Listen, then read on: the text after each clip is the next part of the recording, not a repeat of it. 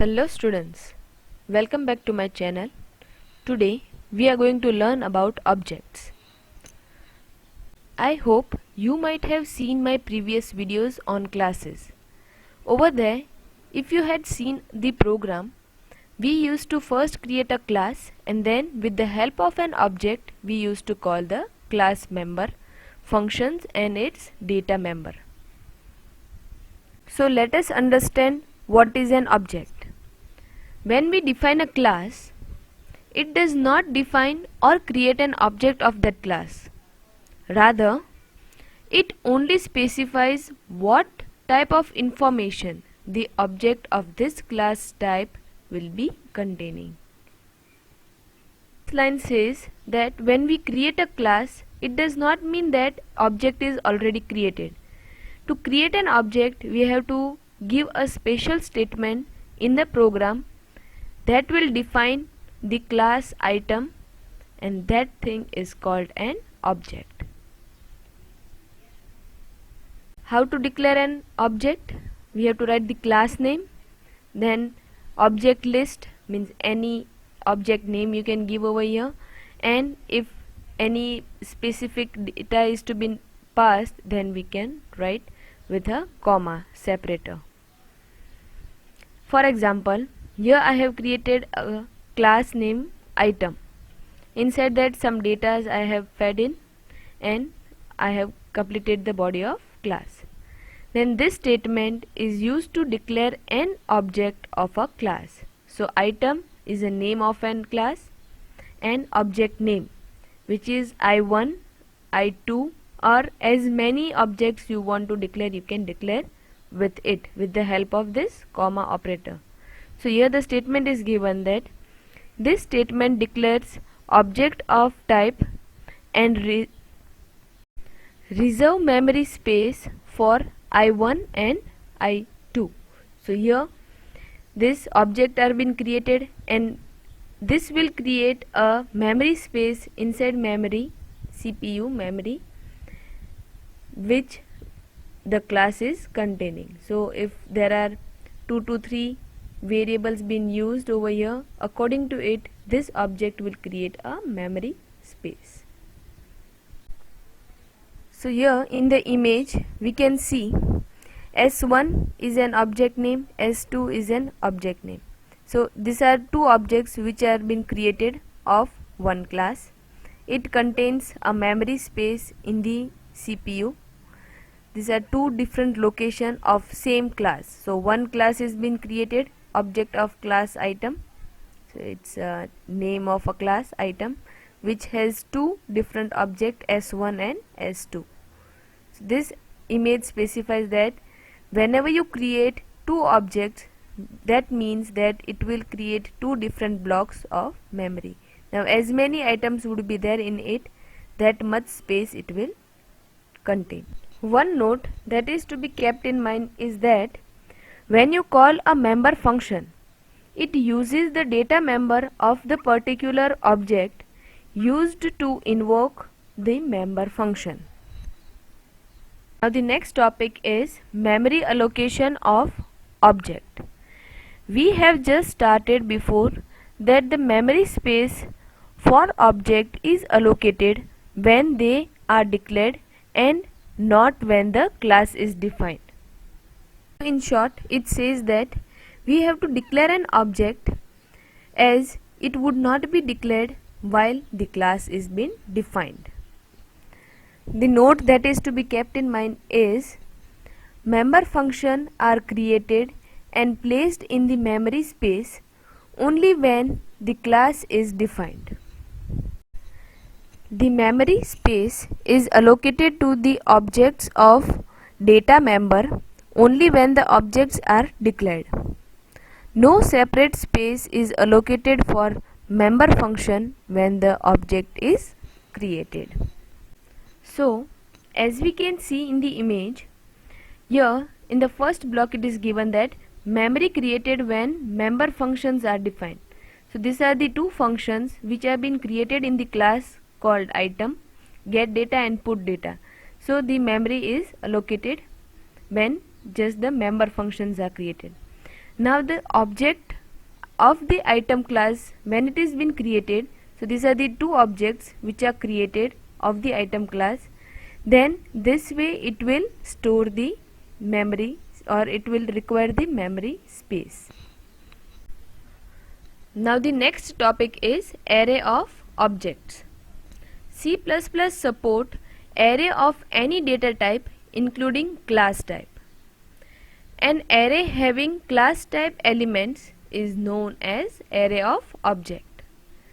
So in this example, as we can see, a class is created named item.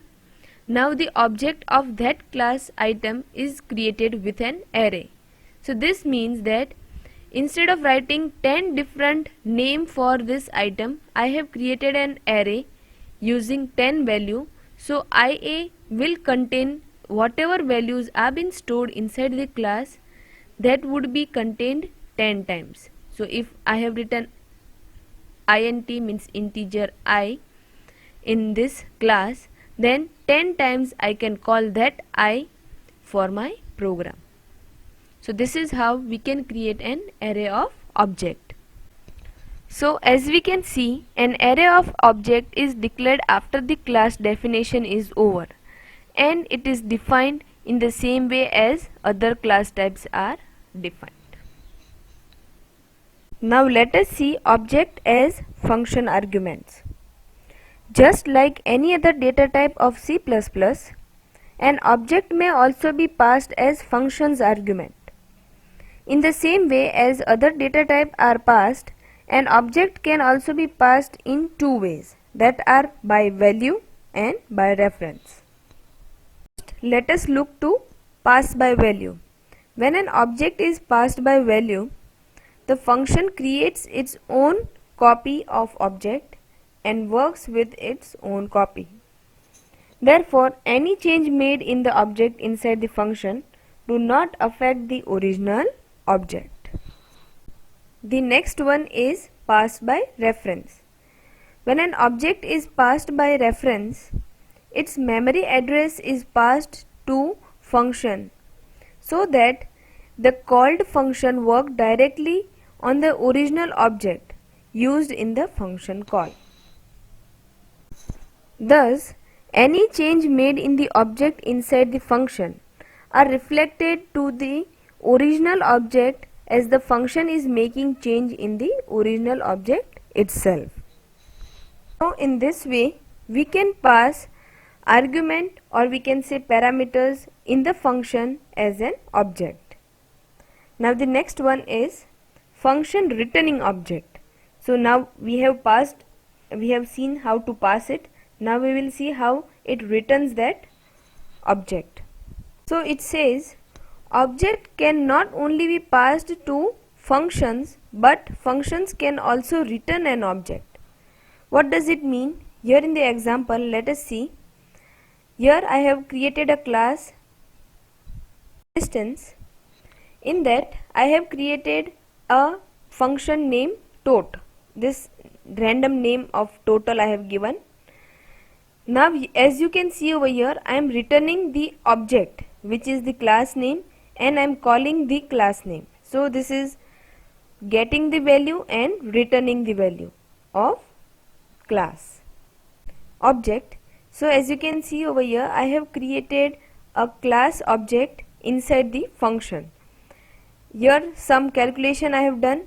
This is just an example to understand. The main thing is you can return the object value or the class object value from the function. So as you can see over here, I have returned the object which I had created inside the function, and I have returned it to the, it will go to void main.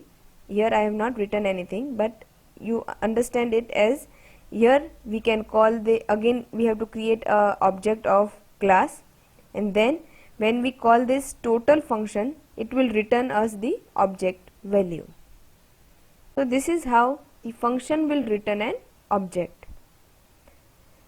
Now the last part of this chapter is static class members. So here the members which are data member and function members can be qualified as a static members.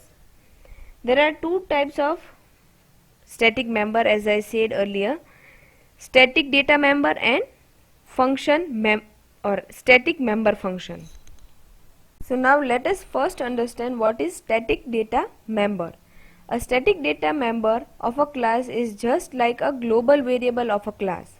So how we used to create a global variable in any of the program, same way this static data member works. That is, this data member is globally available for the object of that class type. The static data members are usually maintained to store values common to the entire class. It means that when we create a static data member, it can be used entirely in the program. So there is no need to create again and again static data members. Once created, it can be used overall in the entire program. A static data member are different from ordinary data member as there is only one copy of this data member maintained for the entire class, which is shared by all the object of the class. So only one copy of static data member is created and then it can be used all over the class. The second one is it is visible only within the class, however its lifetime is in the entire program. So it is created inside the class, but it can be used anywhere in the program. Two things are needed for making data member static. That is, first one, declaration within a class definition, and the second one is definition outside the class definition.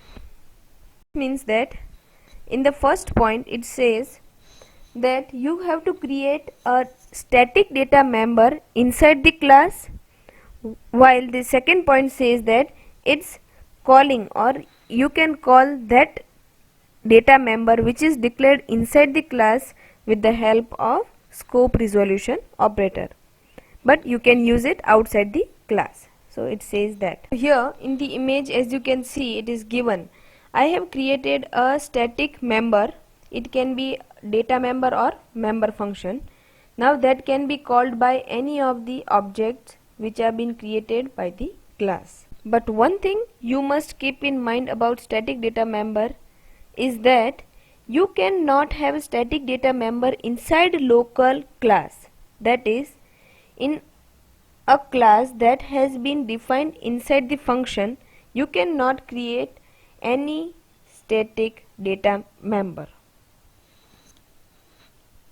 Now let us see the static member function. A member function that accesses only the static members of a class may be declared as static. This can be done by putting keyword static before the function declaration in the class definition. A static member function is different from original member function as, first one, a static member function can access only static members of the same class. So here if I have created a static member function, then I can only access the static data members or the static member function which I have created in the same class. Second one, a static member function is invoked by using a class name instead of its object as it's shown below. So we have to write the class name, then we have to write scope resolution operator and the function name, which is static function name.